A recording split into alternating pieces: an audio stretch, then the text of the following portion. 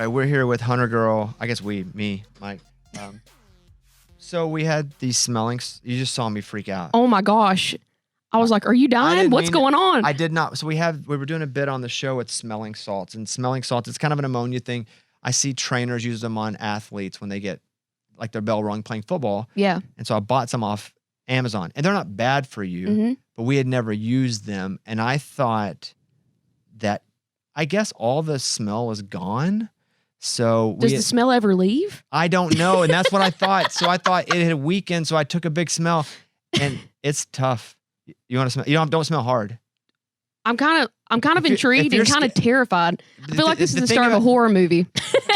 The thing about you and what I know about you is like, you'll go. Yeah. Like you have no, I shouldn't say no fear because we all have fears, but like you just tend to go for it. Mm-hmm. So I would recommend because you just watch us do it, not to smell it hard. Just just slightly smell it. I might give it like a little whiff, like a Yankee Candle kind of vibe. Don't do that. Don't go Yankee Candle. I didn't want to give it to her. I don't want to. If you're Yankee, dun dun dun. Like, just, what do you mean? Just like a dollop? Just like you don't take it out. Just okay. barely Can smell I it. Yeah, you okay. can. But that it like. Oh, I'm terrified. It's even in like in a little don't black jar. Oh my gosh, it's like a little. There's a devil on little devil. Oh, demon. What the heck? Just a little bit. I'm telling you, don't go hard on her. Oh my God, it feels you like smell that? Yeah, it feels like I put like red hot chili flakes in my nose and just swirled it around. But you saw the only reason I even bring it up to her, she saw me do it and freak out, and I needed to explain what was happening. And you were so close to it. How are you? I'm good. Feel like I'm back in Mountain Pine, dude. Oh my gosh. I'm like 17 years old. Okay, Hunter, let's do the basics that I know, but I feel like having you here and being able to like talk with you in this setting, because you have interviewed me before. Yes. And I really enjoyed. I thought you were really great at that job. I think I told you that. I think I was like, hey, you're actually really good at this. You're better than this, than somebody they just stick up there. Oh my gosh, I was scared to death. So thank you. It was my first time interviewing people, and I was like, oh my God. ACM red carpet. Yes. In Dallas. How'd you get that job? With Country Now. Yeah. Yeah. Oh yeah, that's right. Yeah. So what'd you think about it? It was so cool, and also just have so much respect for you and everybody that's like interviewing people, because it's nerve wracking just to like keep conversations going sometimes and be like, hey, and know what everybody's doing. And so I'm like, have like my research I've done prior, and I'm like studying it like I have like TCAP coming up or. You know? What's TCAP? Is that Tennessee one? Yeah, it's like whenever you would test in schools. So we're from Arkansas. We had a different version, but I figured the T was different. Yeah. So yeah, that was fun. What the hardest part about doing any red carpet interviews is sometimes people come up and you have no idea who they are. Mm-hmm. And they're just like, okay, here's Trent, and you're like, oh my God. So you go like, so why are you here? You have to find a way to like be like warm and inviting, but you have no idea who they are. That was kind of scary sometimes. I was like, so what do you think of the knot? You know, and I'm just like, that's perfect. That's exactly that's what I do sometimes here.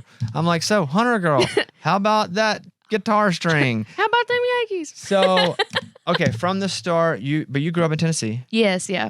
How far from Nashville? I guess a couple hours. Southeast. Did you come to Nashville for anything, or would you go to Atlanta, or where was the city? Chattanooga? So we'd go to Chattanooga a lot. Like we came up to Nashville from time to time because I have family up here.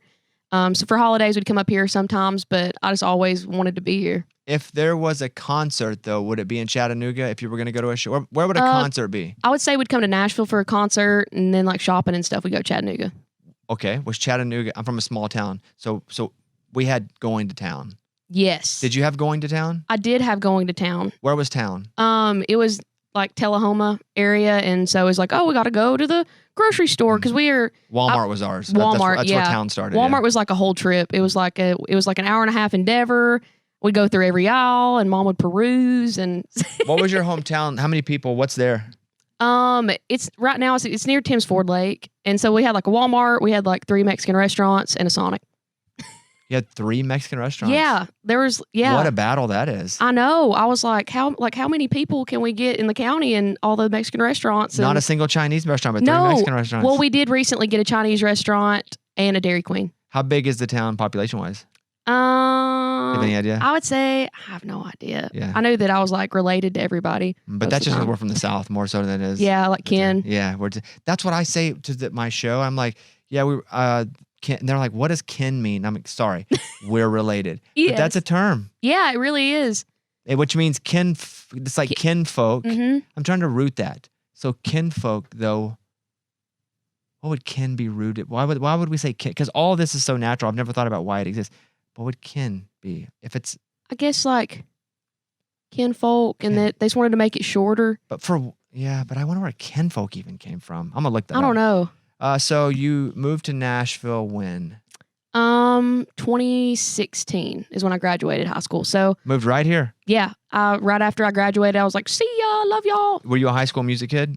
They didn't really have a lot of music at my high school. Like I played in just like the bars and coffee shops and restaurants. And so whenever I was like 15, I started looking at places around and just started calling or walking in. My mom and dad would drive me. And so you did play places though. Mm-hmm. Yeah.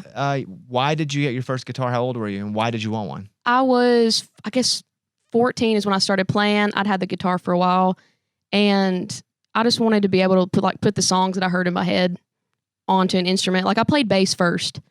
And did you have a brother or sister that played the real guitar, and that's why you played the bass? No, there was like a band that needed a bass player, and I was like, it's always a need. Yeah, a need. Yeah. And I was like, okay. I was like, I'm gonna learn how to play bass so I can like get a gig. And then after a while, I was like, I'm writing a lot of songs, but don't really know how to get them out. And so I started playing guitar. Anybody musical in your family? No, not at all. Which is the wild part, just because mom and dad were like, oh my gosh, like, what do we do with her? What did they do with you? It sounds like they supported you. They did, yeah. They would just take me around. They're like, we don't really know what we're doing, but we support you, and take me to shows. And I would find like little venues on Facebook. And I was back, I guess, about a few months ago, and I found like a stack of paper I had when I was 15, and my handwriting was like, call Amy back and call Maggie over at this bar or coffee shop. And so I would just kind of grinding. So you were hustling gigs at 15 and 16 years old? Yes. And what's interesting about your parents not being musical is it wasn't like they could give you advice on how to get gigs. Not that they were anti, but they did not live in that world. Yeah. And neither did you, but you just started calling going, can I come play? Mm-hmm. You remember the first show gig you ever got paid for, anything at all? Yes, there was a marina back home, and it was like where like all the boats would come on Friday nights, and I didn't know if they had music or not, but I was like walked in, I was like, hey, like, can I just play guitar here? Is that cool?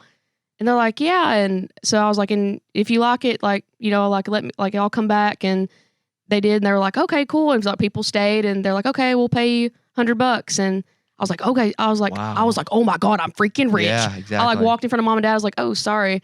And so then from there, I just started trying to book gigs in town and be like, hey, if you like it, just let me know. And so I was getting paid like, you know, $50, $100. Heck and yeah. then mom and dad were like, we don't know what to do next. Like, why don't we make you a t-shirt and see how that goes? And so I started selling t-shirts and stuff at the gigs back home. Sounds like your parents loved you. They did. That's awesome. They do. And I think it was hard on them not knowing, you know, what the path was. And I was like, it just, I don't think really anybody does. And it's just kind of working hard and trying to get lucky. Look at you just going, I'll play for free. And if you like it, then we'll talk about it. Yeah, it's like, okay, here, like, try it out. Drug dealer. Just test. Try this drug. And if you like it, hit me back. Oh my gosh, here's my jacket. Yeah. So at what point did you think, because again, you knew when you graduated high school, you're moving here and you did, but when did that start to be a reality that it even could? Because I come from a small town, nobody did anything like that. Mm-hmm. Nashville is kind of close. Yeah. But it's still, you're from a small town that still could feel like 10 million miles away from like country music and where it's all made. When did you decide that was a reality? I think that like I always knew the goal was Nashville, just because I was like, okay, everybody that plays music is there and I want to be surrounded by that. And I actually went to a writer's round at the 3rd and Lindsley whenever I was 16, and I got to see Luke Laird play and Barry Dean, and I was like, oh my gosh, songwriting. I was like, these are the songwriters. And I was like, I think I really want to write songs with other people, because I was just writing by myself at the house. And so whenever I moved to Nashville, that was one of my goals. I was like, I want to figure out like what a co-write is and getting into town. And then I started playing on Broadway right when I got here for, I guess, like 2.5 years. And it was like 7 days a week and eight hours a day while going to school. How did you, while going to school, I'm going to get back to that too. Yeah. How did you get your first Broadway gig? Who did you call everyone and finally someone said, come audition? What happened? Well, it kind of happened out of the blue. My grandfather was in the VA hospital in Murfreesboro, and I was over there, and I would come sing to like the people over there. And one of the guys, he was a retired veteran, and he was like, hey, like I'll have a bar, and would you want to come sing? And he's like, I'll let you like audition to play. And I was like, okay, sounds good. And he's like, just be there tomorrow. And then he was like, do you just want to stay and play the gig? And I was like, yeah. And that's how I got my job. And does that job, in having a job, did it make it easier to get other jobs because you could then go, I have a work history? Yeah, because I started out just playing the shows, and then I moved into like, making all the flyers and doing all the merch, and then I was just like learning things on the fly. I was 18, and then I started booking some of the stages by the time I was like 19 or 20, and so I learned like every kind of piece of just how to like run a venue and like play shows, and I really didn't know what I was doing half the time, but I told everybody I did. Yeah, I was like, I can do it. I can do that job. That's a creative life in general. Yeah. You fake it, and while you're faking it, you're learning as you go, and then eventually you figure it out. Only to realize you never actually figured it out because it's all changed while you were learning it. Exactly. So you're playing these stages on Broadway, but were you old enough to even get into the bar? No, and so they were like, you can't. Like no alcohol around at all, and I'm like, do not worry. Like I just want to pay rent, and I just want to learn how to play shows. And I really learned a lot down there, just like how to run the lights, or like if something wasn't working, and got used to just being around people and talking to people, and learning how to harmonize. And because you're on stage with two other people, like at least I was, and I never knew who was going to be there that day. I kind of found out who I was playing with morning of. You were in school at the same time? Yeah. Where were you in school? I went to MTSU. Okay, and I knew you were going to say that. That's not close. No. It's 45 minutes, right? Yeah. Or more.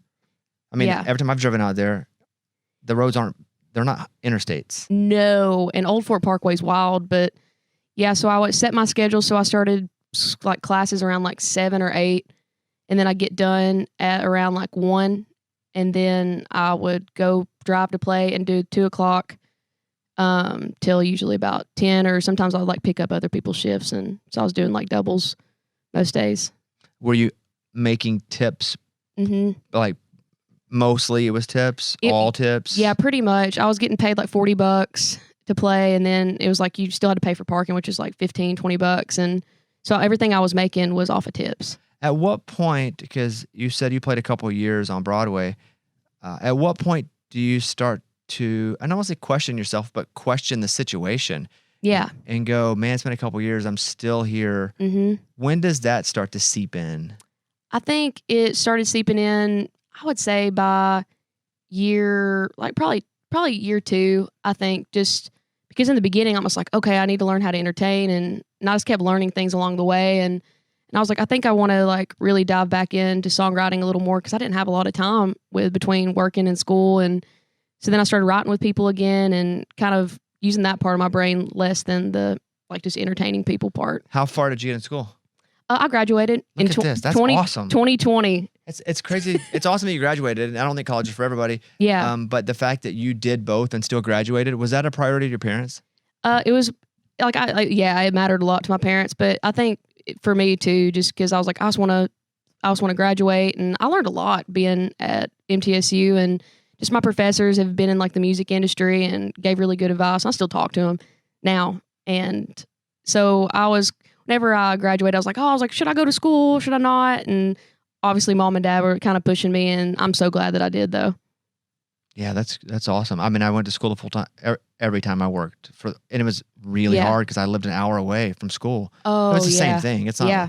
And so it was, 7 a.m. They would say don't take 8 a.m. classes, but there were certain 7 a.m. classes I had to take, and then I would work till 11 or noon or at school, and then drive an hour, be at the station till 11 or midnight, and just grind it out. It's so hard, and you're just like, what kind of coffee was I drinking, or like what was going on at that time, and it was just like you just figured it out.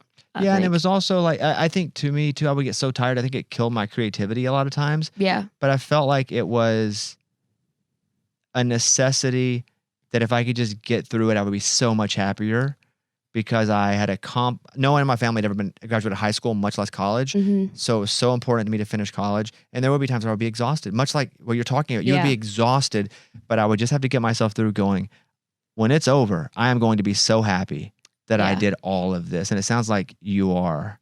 It sounds like you're proud of yourself for it. Yeah, it was so hard, trying to, have the career in Nashville, or just like build something that I was proud of, and then also trying to do school at the same time, and feeling like you're kind of split apart in two ways. It's like I'm going to school, for the things that I'm trying to do now and write songs and all that. And so, yeah, just one of those things where you just have to push yourself through it. Like, hey, one day, like you're gonna be on the other side of it. Look at it from the future. Yeah. I have to look at the future a lot and be like, one day you'll be happy about this. I'm curious as to how you try to kind of expand in Nashville because you're playing shows and you're going to school, but there are a lot of people that you need to meet and things you need to have happen in the daytime here. Yeah. Like, how did you manage to do that while you were doing both? So I would go out to like writers' rounds and stuff, like after shifts. And if I got done at 6, I'd be like, okay, then I can go out and see the writers' rounds. And that's how I met a lot of my friends. What about like executives that would like publishing deals, stuff like that? When you're pursuing one of those, like how do you meet those people? Same? Well, kind of harder. It's like whenever I was out, I'd meet somebody that knew somebody else and like, hey, write with me. And then somebody would have a publishing deal. And so I'd start writing with published writers. But I started writing with like meeting with publishers, I guess I was around my senior year of college, and I was so excited. I was like, oh my gosh, like I'm going to get a publishing deal. And, the world shut down. But that's when COVID hit. That's when COVID hit. And one of my friends from college had sent me in to a program that ASCAP had. And he had submitted my songs because he had them. And so they pick like 8 writers that year, and they'll get the meetings with publishing companies. And so one of my friends did that for me. And so that's how I started having publishing meetings.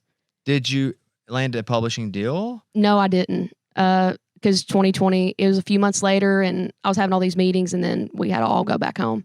I guess you're right. Like, no one is going to start anything new or spend any new money. Yeah. Once COVID happened. It was like the whole world shut down, and I just was like, I'm trying to graduate college at the same time and just trying to figure out what to do. Wow. So I think I missed you on Idol by 1 season. I know. I was there for 4 years. I think you were on after I went to NBC. Mm-hmm. I think it was the next year. Yeah. Was it season 5? Do you know on ABC? Because they called it like season 20. Yeah, but for us, they made us call it season 5 because it was ABC season or whatever it was. Yes. I remember. I think you were the first season I wasn't on, so I watched because I was really wanting the show to bomb, and because I was gone.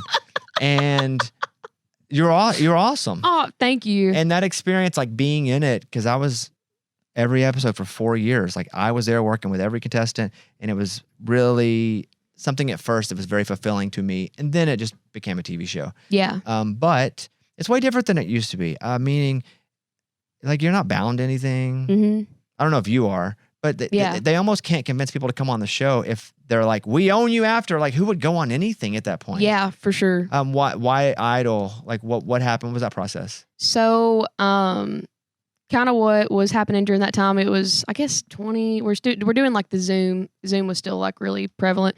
But I had the show like 10 minutes from my house, and I was just setting up my gear, and it was like right next to the Bath and Body Works. Like I was freaking crushing it. And this girl that I'd met at the gym about 3 days prior, because I joined a gym for free, and invited everybody. I was like, hey, like come over. I'm like right across the road. And they came in, and I got an email about Idol, I guess, the previous day. It's like, you should audition. And I was like, okay, I'm going to think about it. How'd they know you? It was a lady named Leanne Phelan had said that she was helping out, and she was like, hey, you should do this. And I was like, okay. And I was like, let me think about it. And then the girl that I'd met at the gym, she'd moved from California like a week ago, and she used to be a producer on Idol. And she was like, hey, you should audition. And I was like, okay, two times in 2 days. Like, that's a sign. I'm going to go for it. And I'd been praying for a sign for... They were unrelated. They didn't know each other. They didn't know each other at all. And I was like, okay, God, I was like, if this is the path, like I'm all in, and I'm just going to see what happens. And I'd auditioned for all kinds of talent shows like multiple times whenever I was younger, and nothing ever worked. And so I was like, okay, let's just give it a shot. And it completely 180'd everything. So did you audition on Zoom? Was it still Zoom auditioning? Yeah. We had to do a whole season when COVID hit, we had to do a whole season. It was awful. That's so hard. Like I would be talking to contestants on Zoom, and then they would have to like set up their own cameras. Like we had to mail them all their crap, and they had to set it up themselves. That's crazy. It was really rotten. But you actually they'd opened up, and you got to go back. They did. This season was the one where we still had to be masked and everything. But like whenever we were like filming, we could take them off and stuff. We're still doing COVID tests. Do you remember any of your producers? Like, do you remember anybody that like managed you? Annie was somebody I worked with a lot. How'd you enjoy the experience? Like, it was just such a learning experience being on there and being out in California. I'd never been out there. and just all the lights and the cameras. And, it's kind of scary at first when you're like, am I saying the right thing? Like, what is this going to be like? And I think nerve wracking, and it's kind of puts you in a situation where like there's a melting pot of people with so many different kinds of voices. And so I feel like you compare yourself to each other a lot because it's a competition and you can get in your head. But for the most part, like I had a really good time just getting to be out there and learn. And obviously sometimes it was really, really hard. And no sleep. It's a factory. Yeah. It's a TV show. Yeah. I would work an interview, like we would do this. Let's just say you and I'd do it for 2 hours and they would use a 13-second clip sometimes. Yeah. And you never know what the narrative is that's being built about or around you. Yeah. Because they have full control over it. How did you feel like you were represented on the show? I feel like they got really close to who I was as a person. And one of the main things that was kind of in my story on the show is, working with veterans. And that's something I've done for a lot of my life. And getting to have them whenever I came to my hometowns is just because I never got to meet some of these people because I'd started this Zoom class in 2020 writing songs with vets. And this was my first time getting to meet these people in person and just getting to have that experience and see those people and just being with my hometown. And those are things that I'll just never forget because it's just everybody in the community came together and had my back. Did your Instagram following go way up? Yeah. Pretty cool, huh? Oh, that was wild. Like, that's the real currency of doing something like that now. It's building followers that will stay with you after the show. Yeah, I think I had maybe 3,000 or 2,000 followers before the show started. And then it just after the audition, after mine went out on TV, it was wild seeing that happen. Cause you just never know if people are going to like you or not. And you still never know though. Cause how far did you get? Runner up. You got runner up. I got runner up. I didn't know you made it to the very, very, very, very end. Did you think you were gonna win? I didn't. I didn't know how it was gonna go. So you stood there when Ryan opened the envelope? Yes. That is such a tense. It's such a tense moment just because it's just silent when you're looking around. And he extends it forever. And I love Ryan. I know Ryan, but Ryan's like, it's like dot, dot, dot, dot. And I'm like, oh my gosh. And I just didn't know how it was going to go because I was so close to everybody on the show. And I was like, whatever happens, it's going to be okay. I'm going to go back to Nashville and I'm going to start writing songs and doing the thing again. And I think the hardest part was just the silence and the lights and just looking at my family, I think was hard just because they're crying the whole finale, just sure. In general, just with all the songs and yeah. So, and I would tell the artist contestants, some were kids, some were young adults. I would go, my thing to them was just last on the show as long as you can. It doesn't matter if you win. Yeah. You got out of it the same thing that who won? Noah Thompson. You got out of the same he got out of it. It's just you're just screen time. Yeah. Can you get on screen as much as possible to see if people connect? And it's hard. It's also hard for people to connect when you're doing covers, right? But that's what that show is because they want familiarity because people are watching and they want to see familiar songs. But I would tell them it's about winning, but it's not because right now, anytime you're on camera, on screen, that's like you being on a stage somewhere in the country, but times 10,000. Yeah. You're just winning people over eyeballs. So the fact that you got to the very last performance, that's the same thing as winning.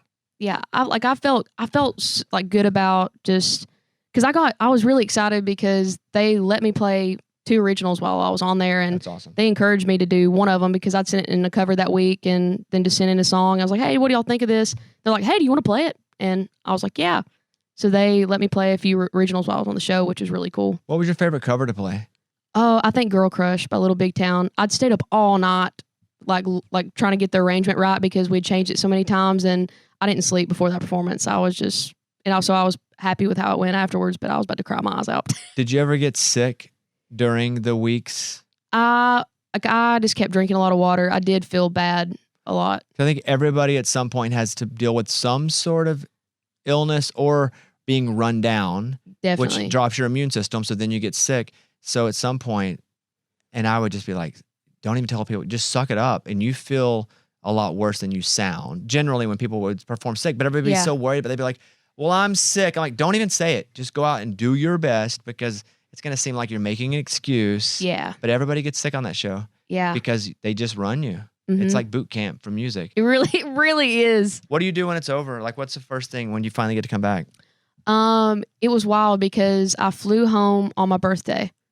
And after the show. Were you crushed because you didn't win? I wasn't. I think it was just the emotion of it all. Like, I was so happy for him and like getting off the stage. And I remember like us walking back to the trailer and I saw my mom and dad like as I was walking, and I just hugged them and everything. And it was just, they were just like everything's okay. I'm like I'm not worried about it. Like, it's all going to be fine. And then we packed up our stuff and hopped on a plane and went to New York.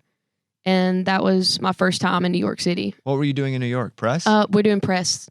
So I didn't have any sleep, and I had my makeup on from the finale, my hair, and it was the same, and just walked in and changed in the bathroom of the interviews. What'd you do? Anything cool? Yeah, we did Good Morning America, which was so freaking cool. It's so fun. Yeah, it's so fun. And Kelly and Ryan. And so it was just so neat getting to do that. And then I immediately hopped on a flight and didn't even know it was my birthday, and got back in the airport, and I'm wearing all my, finale gear. And people are coming up and be like, "Oh my God, happy birthday." And that's funny. I didn't think anybody would know. Like, we've been in a bubble for so long. I'm like, nobody's going to know me. And people were like coming up and taking pictures. And that's when I realized things had like changed. Why one word, HunterGirl? Why? I know, and I've heard the story, you were the only hunter, or whatever the version is. You were the only hunter in your class, or you were the girl. But what, as a stage name and one word, like all that came together and you decided on it, why? Just because that's what everybody called me growing up, and my last name's Walkinowski, 11 letters, pretty rough. But I feel like that's just part of me, especially right now. And like, "Hey, HunterGirl, like, how are you doing?" That's what my pa would call me. And so whenever I come up on stage and have the name that a lot of people called me when I was growing up, it kind of always just reminds me of home. That's how I feel when I think of it. Did Idol say anything to you about just going by one name weirdly? Were they like, "Are you sure you want to do this?" I think somebody had like mentioned it. They're like, "Do you want to do Hunter Walkinowski?" And I was like, I think I'm going to be HunterGirl. One word. And they were like, "That's cool. People will remember it." Awesome. And they were like, "Just go for it." People do remember it. I remember going, "Oh, this girl's got one name." I didn't even know what it was about. I was like, "This is cool." Like, that's how I was. But again, I was checking out the show out of interest, but you never know who they're going to keep on that show. I watched them edit people and like keep people in, but only to cut them out later. But they'd already been eliminated, like for drama. Yeah. So Hunter, though, is your name. I remember I know the answer, but I remember asking you this in the same way. Like, what do I call you? Your friends call you. My friends call me Hunter. Like my pa still calls me HunterGirl just because that's what he always did. But my friends call me Hunter. And but on stage, it's like I kind of get to separate myself a little bit. It's like Hunter's going home and in her PJs, but whenever I'm on stage, I get to be HunterGirl. What I would like for you to go back and talk about just for a second, when you talk about writing with the veterans, which is how you and I ended up together that night. We were doing some veteran stuff at the Opry together. Explain like what that is. So I started writing with veterans when I was about 17. And why? Why would you write with veterans? My grandpa was in the service, and 6 of my great uncles, and I just got involved, and I was just volunteering and singing songs for the people that were writing the songs with the veterans, and so it's always been something like meant a lot to me, and just seeing how much it affected my family too. And basically, what we do is we get in a room with a veteran, and we write their story about whatever they want to talk about.